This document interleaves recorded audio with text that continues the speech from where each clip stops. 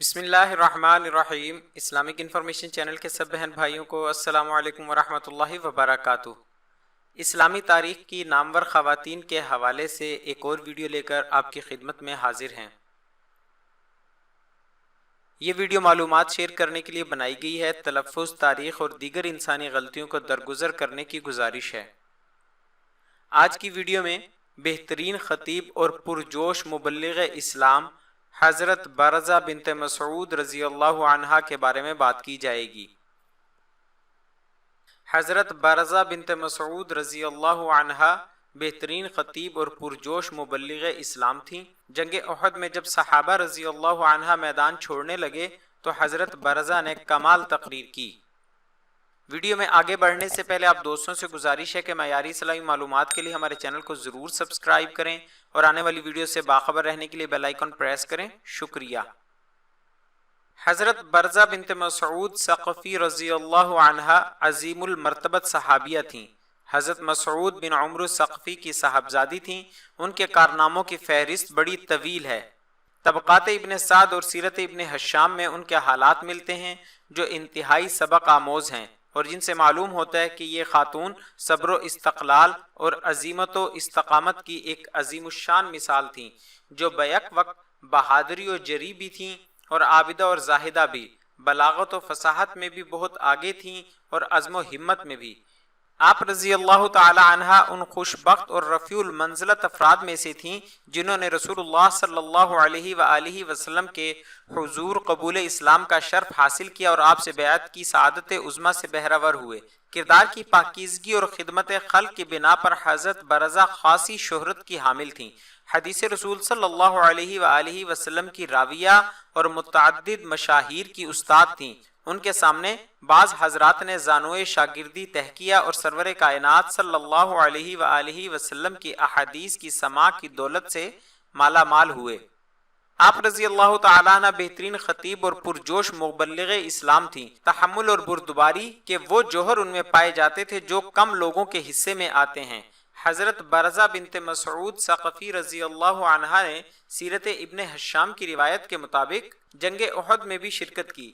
یہ جنگ 3 ہجری میں لڑی گئی تھی اور اس میں مسلمانوں سے ایک جنگی لغزش ہو گئی تھی، جس کے نتیجے میں مسلمانوں میں گھبراہٹ کے آثار پیدا ہو گئے تھے اور یکا یک جنگ کا نقشہ اس طرح بدل گیا تھا کہ مسلمانوں کو اس میں ثابت قدم رہنا مشکل ہو گیا تھا۔ اس موقع پر رسول اللہ صلی اللہ علیہ وآلہ وسلم کے ساتھ جن حضرات نے اثبات و استقامت کا ثبوت دیا، ان میں حضرت برزہ رضی اللہ عنہ کے اسم گرامی بھی شامل ہے۔ یہ خاتون اس درجہ بلند ہمت اور عزم و ارادے کی مالک تھیں کہ انتہائی خوفناک اور شدید تکلیف دہ حالات میں بھی میدان جنگ میں ڈٹی رہیں۔ جب مسلمانوں میں ہزیمت کے آثار دکھائی دینے لگے تو یہ بہادر خاتون ایک کنارے پر کھڑی تھیں اور ایک اونچے مقام سے تمام معاملات کو بنظر غائب دیکھ رہی تھیں۔ انہوں نے مسلمانوں کو پکارا اور بلند آواز سے کہنا شروع کیا، مسلمانوں کہاں جا رہے ہو؟ میدان جنگ سے بھاگنے کی کوشش کرنا اسلام کے منافی اور بہادری کے تقاضوں کے خلاف ہے۔ یہ دیکھو، تمہارے پیغمبر صلی اللہ علیہ وآلہ وسلم بدستور میدان میں موجود ہیں اور ان پر تیروں کی بوچھاڑ ہو رہی ہے، لیکن رسول اکرم ہر صورت میں حالات کا مقابلہ کریں گے۔ تم عجیب مسلمان ہو کہ اپنے پیغمبر کو چھوڑ کر بھاگنے کی کوشش کر رہے ہو۔ ہر حال میں استقامت کا ثبوت دو، اپنی گردنیں کٹا دو، جان کی بازی لگا دو، کفر کی طاقت کے ساتھ پوری طاقت سے ٹکرا جاؤ، اپنے پیغمبر صلی اللہ علیہ وآلہ وسلم کی حفاظت کرو۔ میدان سے بھاگ جانا بہادروں کا شیوا اور سچے لوگوں کا کام نہیں۔